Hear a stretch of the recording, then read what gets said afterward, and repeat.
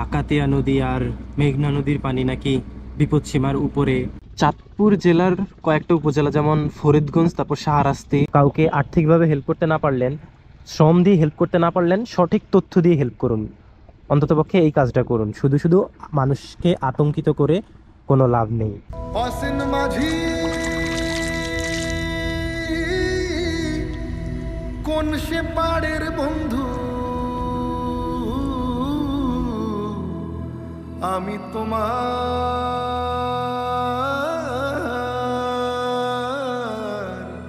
মুখ সাইয়া থাকি।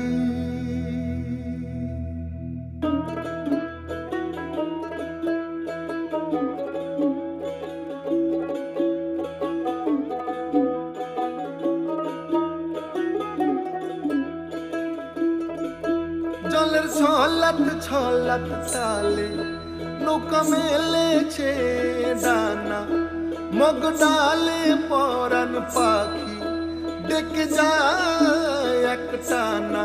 চেয়ে থাকি চোখ মেলে, জলে জলে কোলাকুলি। আমার বাংলা মায়ের ছবি বুকে তুলে রাখি তারে, মনে মনে কথা বলি। ডাকাতিয়া নদী আর মেঘনা নদীর পানি নাকি বিপদসীমার উপরে, চাঁদপুরে ভেসে যাবে, সবাই সাবধানে থাকুন। চাঁদপুরের বাঁধ ভেঙে যাচ্ছে, সবাই সাবধানে থাকুন। এই ধরনের পোস্ট দেখতে দেখতে জাস্ট বিরক্ত ভাই। আপনারা শুধু শুধু মানুষের মধ্যে আতঙ্ক ছড়াবেন না। ডাকাতিয়া নদী বলেন কিংবা মেঘনা নদী বলেন, দুইটারই পানি বিপদ সীমার নিচে আছে। তো দয়া করে আপনারা গুজব ছড়াবেন না, মানুষের মধ্যে আতঙ্ক ছড়াবেন না, কারণ মানুষ এমনিই ভালো নেই।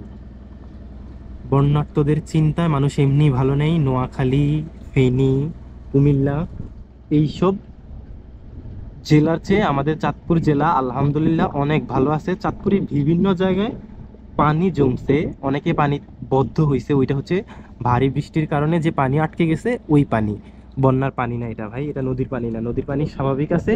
যেইখানে পানি হয়েছে ওইটা হচ্ছে শুধুমাত্র বৃষ্টির পানি, কারণ আজকে কয়েকদিন ধরে ভারী বৃষ্টিপাত হচ্ছে, আর ওই পানি হচ্ছে বৃষ্টির পানি। তো আপনারা দয়া করে গুজব না ছড়িয়ে কোনো জায়গায় বাঁধ মেরামত কিংবা পানিতে আটকা পড়া মানুষের হেল্প করা থাকলে সেখানে গিয়ে হেল্প করুন, কিংবা বন্যার্তদের নিয়ে হেল্প করুন।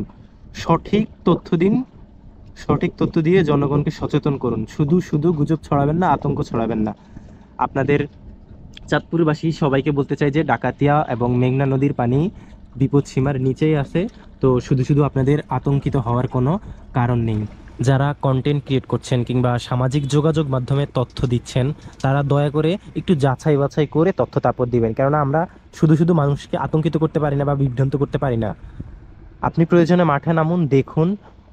কাউকে আর্থিকভাবে হেল্প করতে না পারলেন, শ্রম দিয়ে হেল্প করতে না পারলেন, সঠিক তথ্য দিয়ে হেল্প করুন।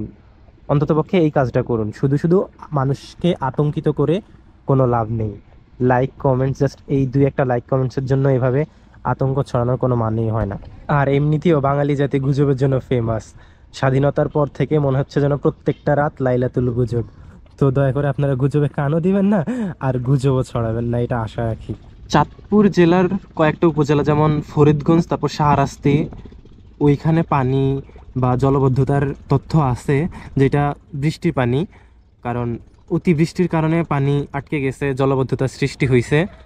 এটা ইনশাল্লাহ সময়ের সাথে সাথে ঠিক হয়ে যাবে।